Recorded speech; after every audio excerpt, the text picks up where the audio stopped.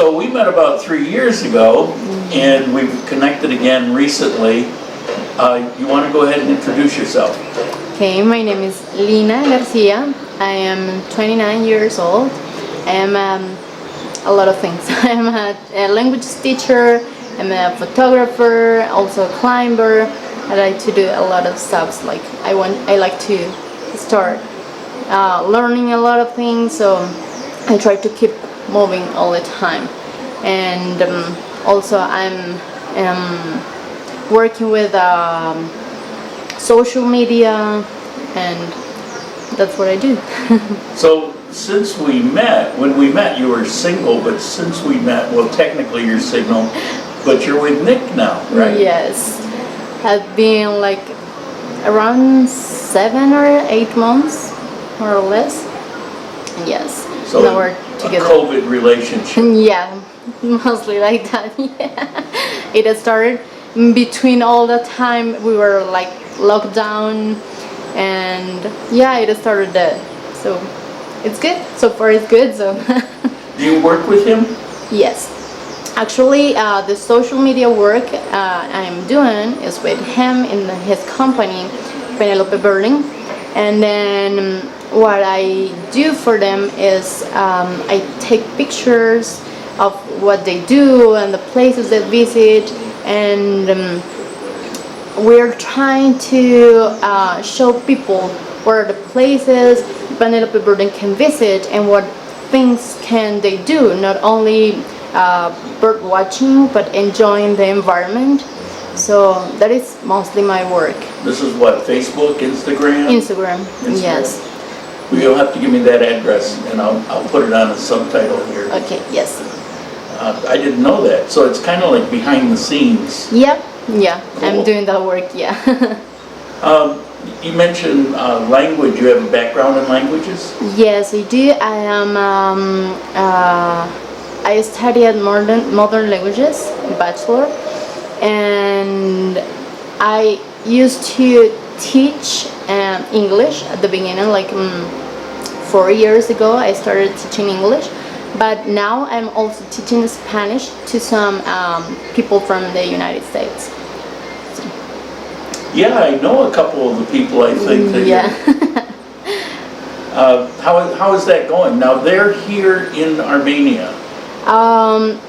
Yeah, not in Armenia. There is one here in Armenia, but there was one in the United States, so I did it online. I did the classes online because the idea was for him to have background or knowledge, basic knowledge of Spanish when they come here. So I think right now he is in Medellin. He came like this week. So, but yeah, I started online and I keep doing it online until he comes to Armenia. Very nice. Yeah. Now you're also teaching English. Yeah, to Colombian people. Yeah, that's what I started doing. So yes, I used to teach kids, but what I do the most now is teach adult people, like yeah, people that really want to learn English because they think it is helpful, because nowadays, well, here as Armenia is very touristic, then it's very helpful to know English. So it's a job opportunity. Yeah, it is. In fact, at some point of my life, I used to work as waitress, and some of the people that worked in the place lost their job because they started having people that speak English, so they didn't want to have people that cannot do that job, you know. So if you can have one person that speak English, then why not? Yeah. I mentioned the COVID thing, and it's on everybody's mind now. We're fortunate Medellin is in a 24-hour a day lockdown until they don't even know when, and there's some other places. The mayor here in Armenia announced that he will never do that again as long as he's mayor because it did so much damage. Yeah. And And he seems to be holding true because there's no lockdown, except for the mask. Everything's back to normal. Kinda. It's different though. Yeah, the city still feels like it's different. Like the whole mood of the city is different. So there are not the same places to go out. Everything is, even like when you meet your friends, it feels different. So it has been a big change.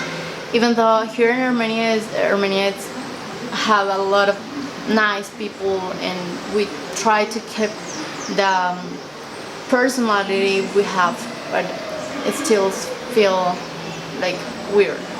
It was a horrible thing, especially in a social culture. Yeah. You know, in the United States, people aren't anywhere near as social. Where here, they're just so social. Yes. For us, it's hard because we're like a culture of being so friendly and so close to each other, and that changed a lot. So yeah, that's why I said we try to keep our personality, but it of course changed. Yeah.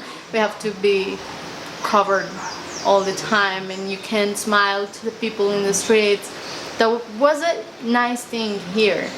You're in the streets and people smile at you because of nothing. It's what they do. Yeah, they wanted to do it, yeah. But yeah. So I'm going to ask you this question. Which is better? Bogota or Armenia? Now you were from Bogota, right? I lived there for like 7 years. Yeah. Yeah, but of course Armenia. Really? Bogota is crazy. It's just, no, I can't live there again. Armenia is just so easy, so peaceful. People is pretty nice, and I don't know, it's so amazing that you are like just 30 minutes far from the forest or the mountain or the river. It's amazing. You can go out and enjoy the city, and it's a little bit more calm down.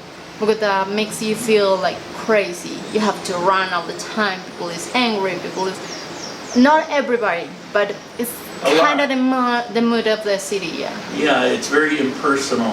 Yeah. Where here it's almost like family.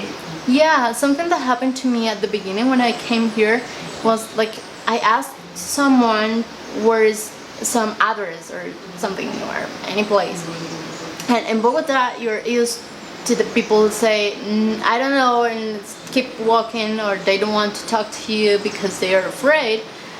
But here, I had a pretty good surprise when I asked to someone, and that guy just almost held my hand and took me to that place. He wanted to show me right place and I don't get lost, and was so kind. It was amazing. And that wasn't unusual. I had a couple that came to visit me, it was 2 years ago, and we met for coffee, but before we met, they were walking and they were a little confused. It was their first day here in Armenia. They were a little confused, and somebody saw them looking confused and walked up and asked them, are they okay? Did they need anything? And they said they're looking for this location. He did the exact same thing. Follow me. It was about 3 blocks, and he went the 3 blocks, showed them, and then he went back about his business, but he went out of his way. That is what people here do. It's amazing. They didn't even ask. He just saw them look confused. That's what I love from this city. It's like people want to help. People is willing to, if they can do something, they will do it. If they don't ask for something. It's just because they want to do it. They want to be kind. Yeah, there was another situation where a visitor was going to pay somebody because they got help, and the person was insulted. He didn't make a problem out of it, but he was embarrassed and he didn't want it. He refused it. It's like, yes, I'm not asking for this. His heart. Yes, I just wanted to do it. Don't change the meaning of that. Yeah. Do you have any future plans? Where do you go from here after the year-long disaster? Well, actually, what I'm doing right now is teaching languages, and I really like that, and so I want to keep doing that. But also I have a photography project. I really like to do portraits. So I want to do like journal with portraits and stories for people and that kind of thing. So I'm going to start that journal, but I still want to teach. That's what I like. So. Well, I've gotten good feedback from the people that you've been working with that I know, and so on my coffee time, I'm going to, if it's okay, I'm going to tell them about you and suggest, because you can do it long distance, the same as this other man you were talking about, maybe start working online with you and do it that way. So. Yeah, that's now in this COVID situation, it's a good way to do it, because then if you don't want to get exposed maybe and you're afraid of this, then online is a good solve for that. But also learning from there, if you want to come, then it gives you like tools to come here and don't feel lost and afraid of the language difference. So yeah. Great. Okay, well, thank you. I appreciate it. Thank you so much for your invitation.